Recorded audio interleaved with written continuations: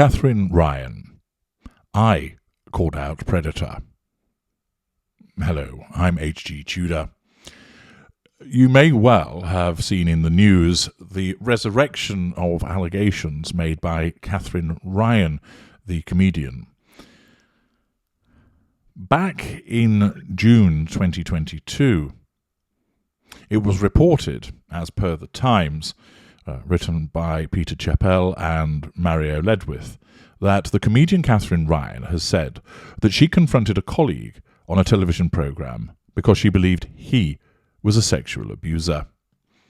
Now, of course, many of you will be fully remembering the #MeToo movement, where a number of men were vilified and named by a number of victims, or survivors as they prefer to be known as, with regard to the way that these men had treated them, largely within the entertainment industry. Harvey Weinstein was a prominent casualty of that, which resulted in him going to prison for a substantial period of time. And I analysed Weinstein and a very Hollywood narcissist to demonstrate that he is one, and that was the driver behind his behaviours, not something that other people had necessarily picked up upon.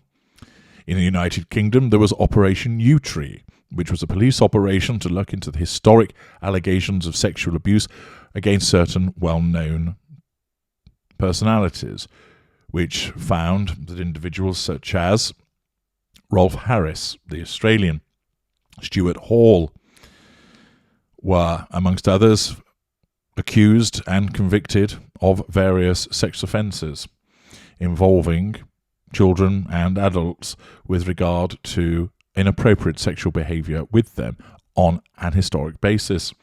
Of course, Jimmy Savile went to the grave before he was exposed with regard to a catalogue of sexual offences towards people, both living and dead.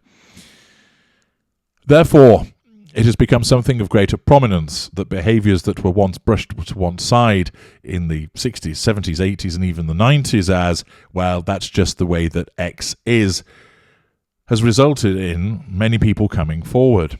Of course, there are collateral consequences which arise with such activities, one of which is that where there is speculation made about certain persons' behaviour but they're not named, that then becomes trial by public opinion, with a number of people's names being put forward who then have a difficulty in terms of demonstrating it's not them, because they call upon the accuser to confirm it isn't them, but they will not do so, and thus they become subjected to speculation, which can be career-ending. We recall the false allegations that were made against John Leslie, the television personality, that resulted in him seeing his career fall off a cliff. And therefore, the motivations of individuals that come forward are also to be scrutinised in such situations. As I had explained in an early article I wrote some years ago about the Me Too movement, that it of course was predicated on the experience of many genuine victims, but also there were narcissists in the mix. Some of those narcissists were the victims of other narcissists. That can happen. There is a collision. Other instances, of course, narcissists like to jump on bandwagons, and because of their victim mentality, and in instances where there's the opportunity to assert control over somebody that slighted them some time ago, i.e. to get some form of revenge, an opportunity to accuse somebody of having sexually abused them is often too good an opportunity for certain narcissists to let go. I know, for instance, that there's a particular narcissist that frequents my blog and is quite simply not only a narcissist but batshit crazy, and launched a lawsuit against Harvey Weinstein, believing that she had been abused by him. I've seen the papers. It was kicked out. He'd never even met her, which shows the level of delusion that that particular narcissist was operating under. But also the way that she jumped onto a bandwagon of seeing other people accuse him, and essentially her narcissism thought, we'll have some of that also, in order to assert control over people by way of sympathy, to gain fuel from their reactions, and undoubtedly residual benefit of seeking compensation for the false allegations that were made against him. In other instances, narcissists will lend credence to these movements because they want to be seen to manage that facade by way of being sympathetic, and invariably will suddenly come forth with their own story to tell. There are many instances where not famous people have found themselves falsely accused of raping somebody, only for there to be no evidence to support it whatsoever.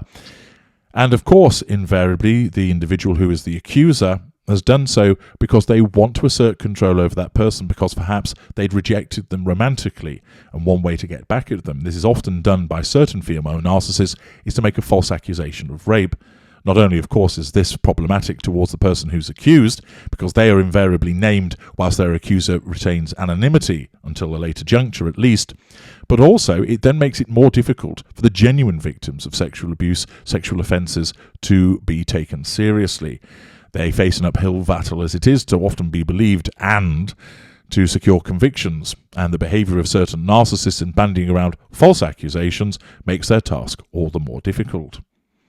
Accordingly, it is an area which is most interesting in terms of analysis vis-à-vis, of course, the behaviours of a predatory individual who is invariably a narcissist, because behaving in that way shows a sense of entitlement, an absence of boundary recognition, an absence of emotional empathy for the victims affected, and the use of sex as a means to manipulate people, emotionally blackmailing them, threatening them, securing that residual benefit of having sex with them or some form of sexual conduct, and their responses providing fuel. It also provides an opportunity to understand the mindset of those who are victims of it, and those narcissists that make false accusations about sexual abuse, either against someone who's entirely innocent or bandwagoning in relation to somebody who is guilty of such behaviours, but not towards them. It really is an area which is ripe for the narcissistic dynamic. Returning to Katherine Ryan, the Times article explains, Ryan, 38, said she called the unnamed man a predator to his face in front of others every day while working on the show. The Canadian-Irish comic, who lives in London and has appeared on programmes including Have I Got News for You, Never Mind the Buzzcocks, and 8 out of 10 Cats, was speaking to her fellow comedian Sarah Pascoe about abuse in show business. "I've done a show with a person who I and you believe is a predator. What am I supposed to do?" Ryan said. "I've thought about that, but it's such a messy thing because I don't have proof. What, am I not supposed to feed my children because of someone else? I raised it. I called him a predator to his face and in front of everyone every day."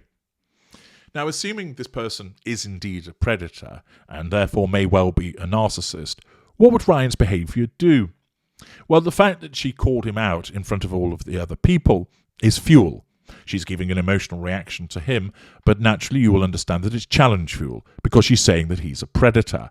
She's basically saying that he's a very unpleasant individual, engaging in unpleasant behaviours, and that threatens his sense of control. Undoubtedly, the individual would deny it, and then go on to perhaps accuse her of being crazy, of being unfair. He might dole out a pity play to other people, say, "Can you believe that she's accusing me of this?" Or he may just withdraw and walk away with a smirk.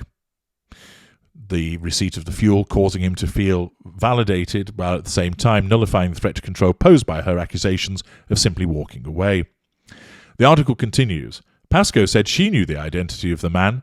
It is not clear where or when the confrontation took place, or whether the man faced any consequences.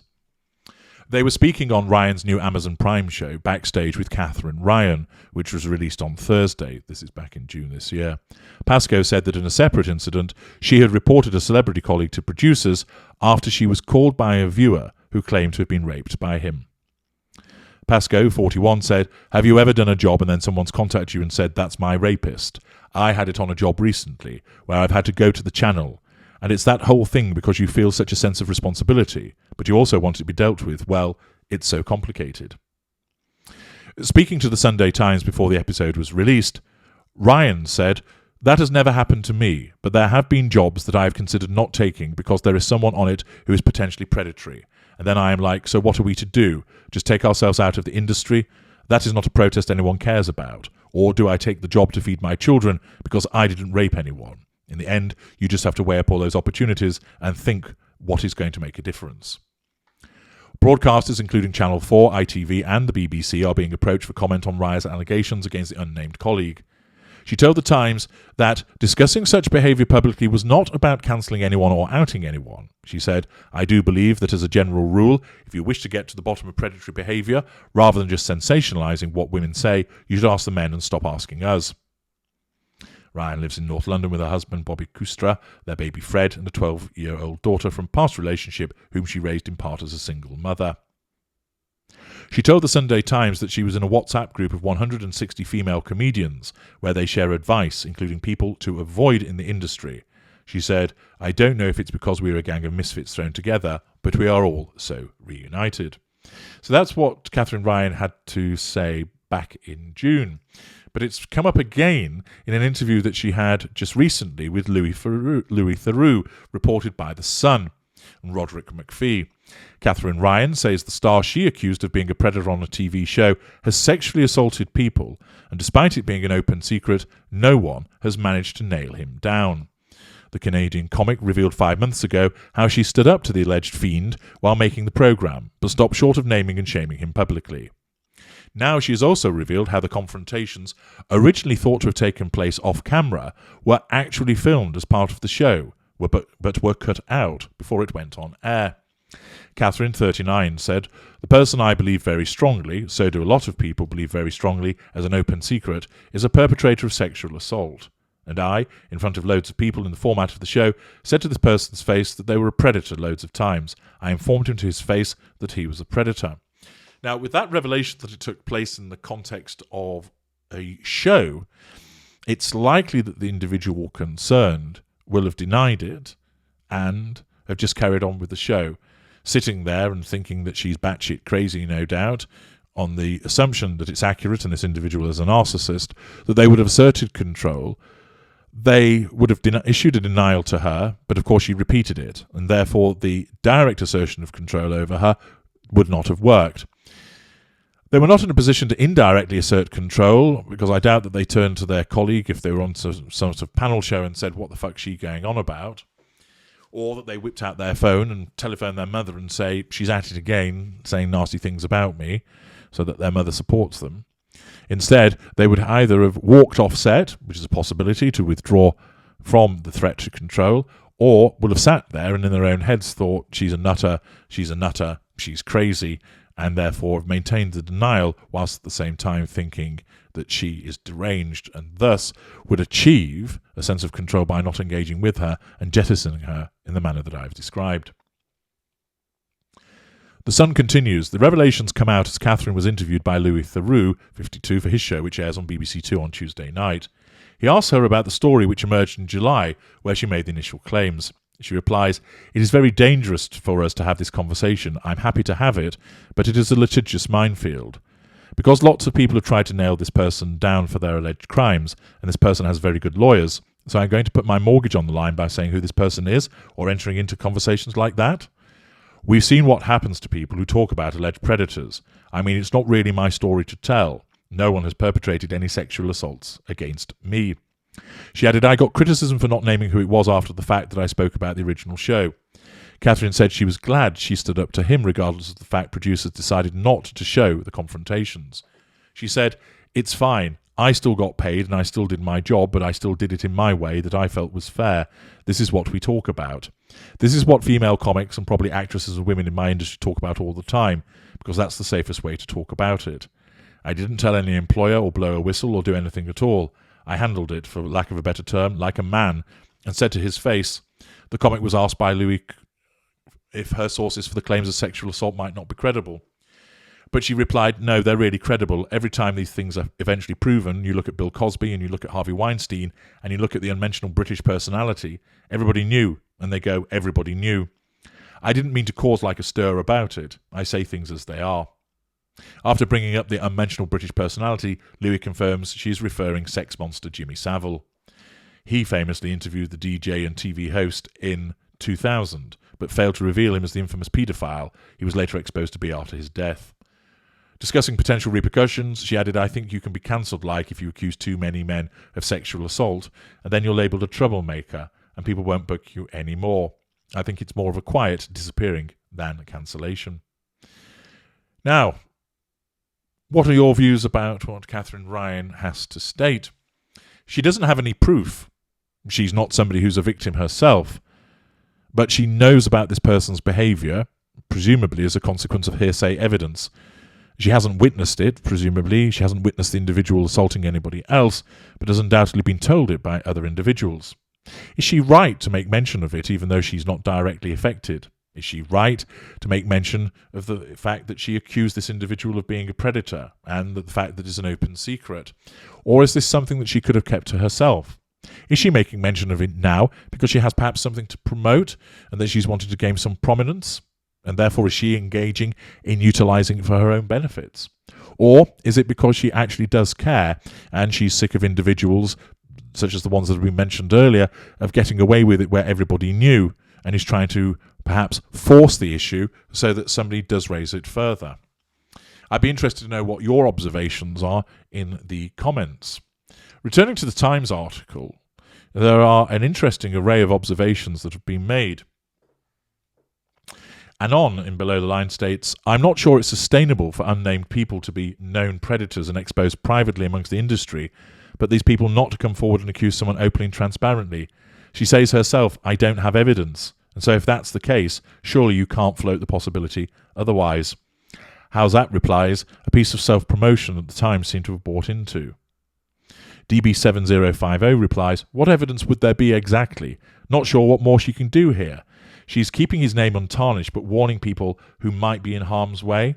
If he is innocent, he hasn't lost anything. If he is to be avoided, then she has helped the people that need to know avoid him. What more do you want?" Philip Izat writes, "Having been the victim of false allegations that ruined my health, Katherine, I say this to you. If you have no evidence, you should be very careful of breaking the law yourself and ruining the life of an innocent person. Or are you a trained policewoman or lawyer? If you are wrong, I hope you will turn yourself into the police and offer sufficient reparations to the person concerned, sufficient for them to receive long-term counselling help until they are well.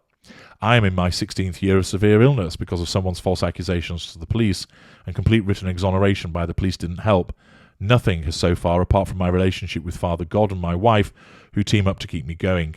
So my challenge to you is not theoretical to be shaken off because you entitle yourself as a vigilante. Even if you turn out to be right, you are still wrong for the way that you have behaved." Belal BB, "Tell the police not a podcast. What's that you say, Katherine? You have a new series out on Prime. Could she be more shameless?" Stephen Patterson replies, "She's just been markled. Well done, Bell." CL, "Ruining somebody's reputation without proof. Classy." JPH replies, "If he's unnamed, how has his reputation been ruined?" Craig Ritchie, yes, the good old crucify by media, not report to the police. Modern day media justice. The guy is guilty, must be guilty. Hanging party, report for duty. If you're going to raise this, then have the moral courage to report this to the police and let them make a determination. Then let the court make a determination in front of a jury. Justice must seem to be done. The media don't do justice, although they often think they should. JMB replies, "And the media often get it wrong." Something of a can of worms. Invariably, a sexual predator is a narcissist, operating with no recognition of boundaries, no accountability for behaviours, acting in an entitled fashion, seeing people as objects that are there to be utilised consciously or unconsciously for the prime aims, behaving towards these individuals with an absence of emotional empathy. And those convicted sexual predators that have been mentioned previously are indeed those that are narcissists. Is this the case here? We do not know. There's been huge amounts of speculation as to who the individual might be on social media, and no doubt you will have seen some of this and have your own views as to who the individual might be. But instances such as these are very useful for us to look at the dynamic between those that are accused and their behaviours and what they may be, the nature of some of the accusers in terms of being victims, and others that are making false accusations and invariably may well be narcissists utilising the circumstances, again, unconsciously, for the prime aims. Let me know your thoughts in the comment section about these allegations and as a whole where you see this whole dynamic of those that are accused of being sexual predators where their names are not being mentioned. I'm HG Tudor. Thank you for listening.